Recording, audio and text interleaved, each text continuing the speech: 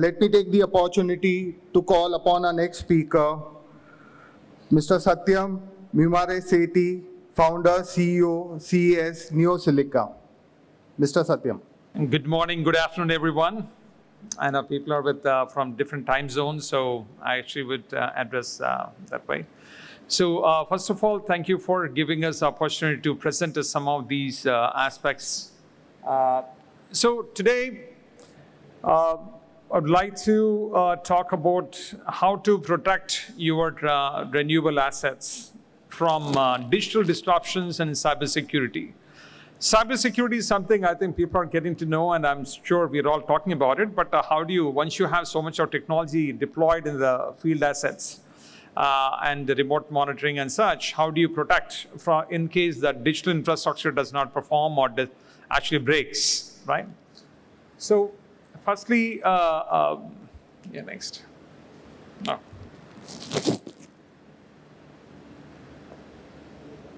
Okay. First, a quick introduction about us. CES NeoSilica is a company based in the US and India. And we do have a significant operation in India and are headquartered in Chicago. We have offices in US, Canada, and India. And our renewable energy practice is mostly from India, and we're also working in US. And we are a $60 million company with more than 1,000 people. And we have a lot of IT and technology resources, and we are working in Renewable for the past 10 years. So we do have quick two slides about us. We do have products for asset performance management and with AI and everything for renewable assets, as well as IoT-based SCADA systems that we have deployed in over 5 gigawatts for the past 10 years. One of the longest running IoT-based systems in the field with the distributed AI and analytics. And we do offer niche services for data analytics, cybersecurity, and asset performance and such.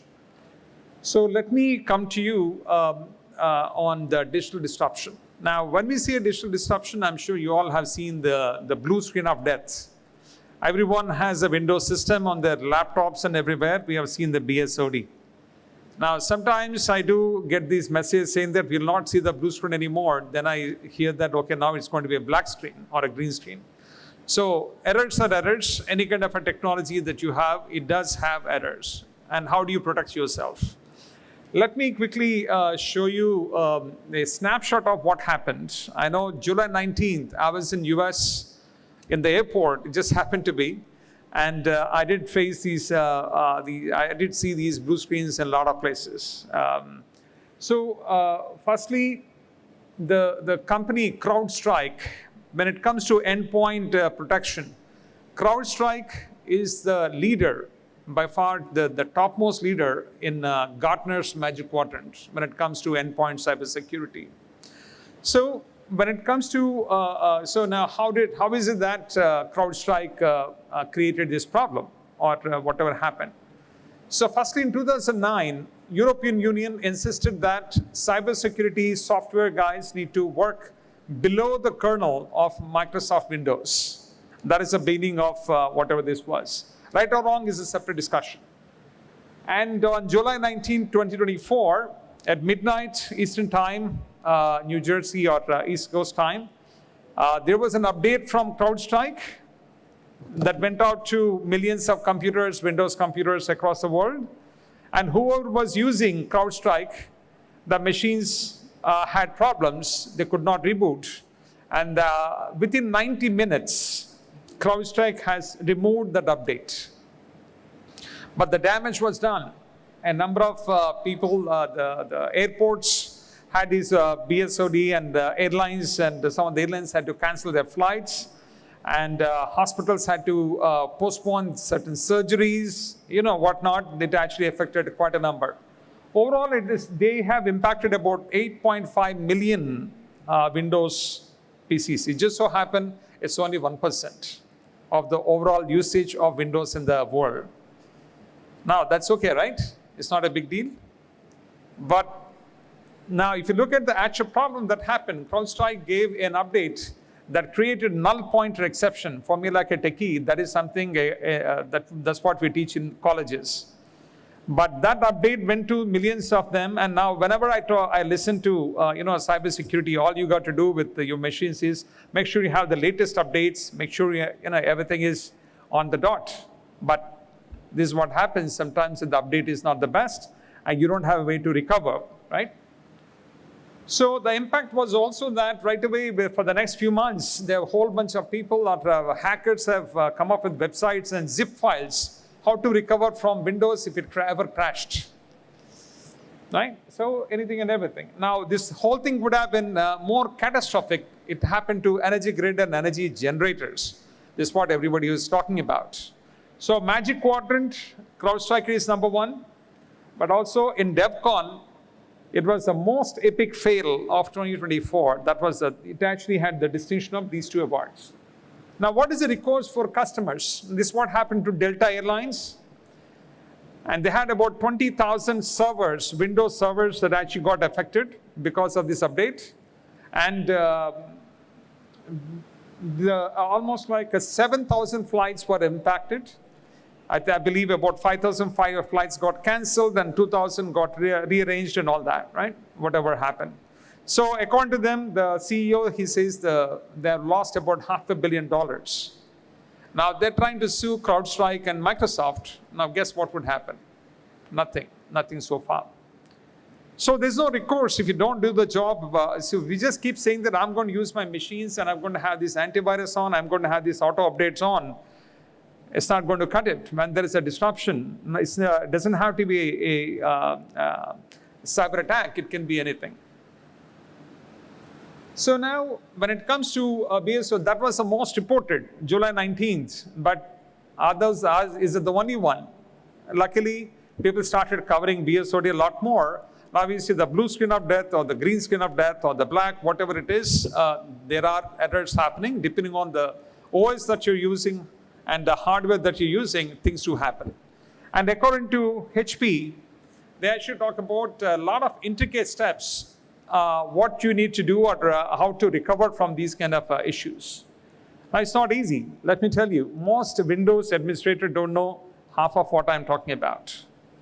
So be aware. That's the only thing that we're talking about, right? So what is the strategy to address these digital disruption? Now, obviously, this disruption could have happened even due to a cyber attack. See, now CrowdStrike has announced publicly that it is due to a software glitch. Now, there was a file that they deployed that actually got corrupted. It actually had all zeros. Now, how do we know that CrowdStrike itself had a cyber attack and that file was corrupted? Who knows, right? Nobody knows anymore.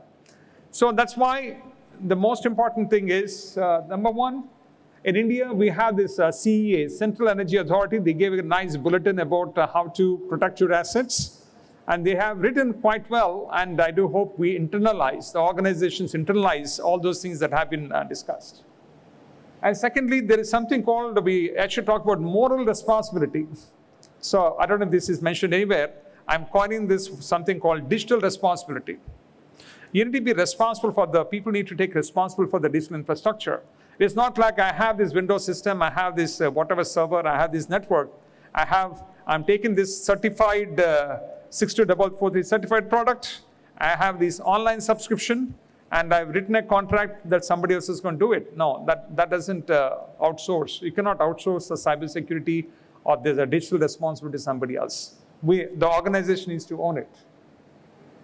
Now so we call this as system thinking, right? That's the most important part. Now, should India consider alternate platforms? Whenever I see the specifications from the customers about any of these SCADA systems or anything else, I always say use the open systems like Windows. Don't over-depend on one companies or one products. So according to Fitch, credit rating agency, it is saying that if you have a single point of failure, if you're depending on one company for everything, you will be getting into your credit rating or your reliability rating will actually reduce, especially after this July 19th incident. So look for alternatives. Linux has been good. Apple, Android, the mobiles. We haven't seen mobile crashing, right? Did you see the black screen on your mobile? I haven't seen on mine for the last 20 years. So consider alternatives, not just Microsoft. Look for alternatives for the servers and other things. So I know I don't have much time, but because the disruption was the one that happened recently and many people didn't understand enough, that's why I focused a little bit more on that. So when it comes to vulnerabilities, yes, every device that goes in, your network device to the OT infrastructure or the servers, the data and everything, anything can be a target. Now, when it comes to the backdoors to your networks, the first, Windows is the target for cyber attacks. 1/3 of the cyber attacks to happen to your Windows systems. That's just a statistic. I mean, reasons can be many. And then the IP cameras and printers. These are the poorest digital components with almost no OS, no protection, and they are the easy targets to your the backdoor entries into the networks. So the attacks can be quite elaborate, or so maybe if you're a 1 megawatt plant or a 0.5 megawatt plant with your rooftop, maybe people don't care. Maybe an attacker or a hacker does not want to come in and attack you. That's okay. But if you're a big enough organization with gigawatts of portfolios and etc., then I'm sure somebody is going to invest into attacking you. So that is the kind of the approach that we are talking about, right? So in there are several scenarios. There's something in New York. There is a dam with the OT infrastructure. There are some Middle East attackers who came in and they did something called Google dorking. This is a specific attack. I don't know how many are aware. And it is just that the cybersecurity maintenance routine caught that extra file, the suspicious file, and they're able to stop it. Now, it's not just a question of Middle East or somebody. Anybody can attack from anywhere. It's just the origin. We don't know the origin of these hackers. But many of these OT infrastructures are hackable. It's not that overly difficult.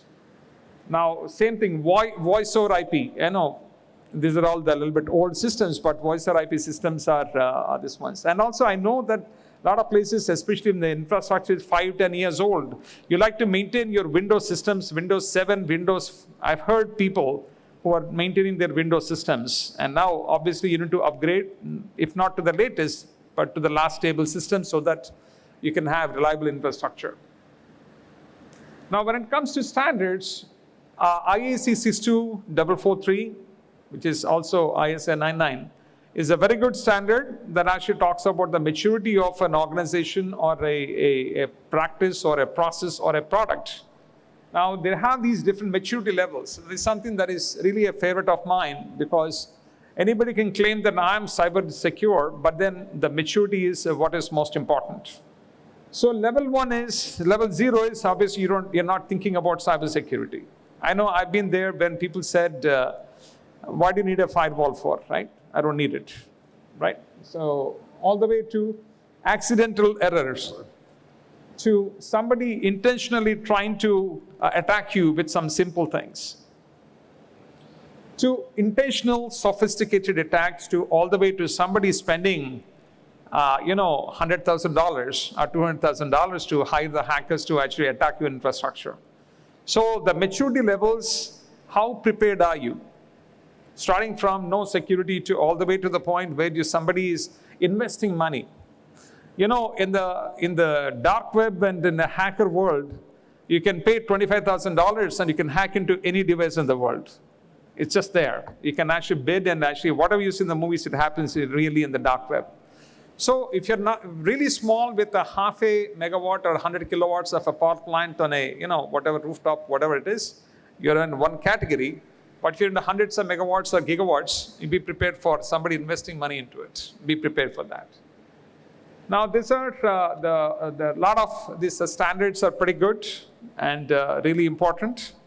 And invest into it, internalize, and make it part of the culture. And don't outsource the thinking about cybersecurity to just outsiders completely. You need to internalize into the organization. Now, zero trust. Now, this is something of most important for me.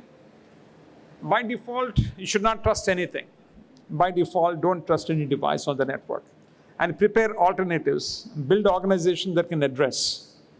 So again, I hope, just one question. Are you all scared about cybersecurity or digital disruptions? Raise your hands, please. Yes, no, you're not scared? Scared? Scared? If you're not, if 50% people didn't raise their hands, are not done a good job, you should be scared. Okay? Thank you so much.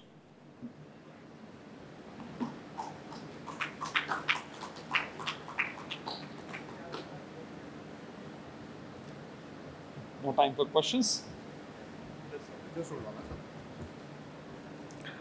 Thank you, Mr. Satyam.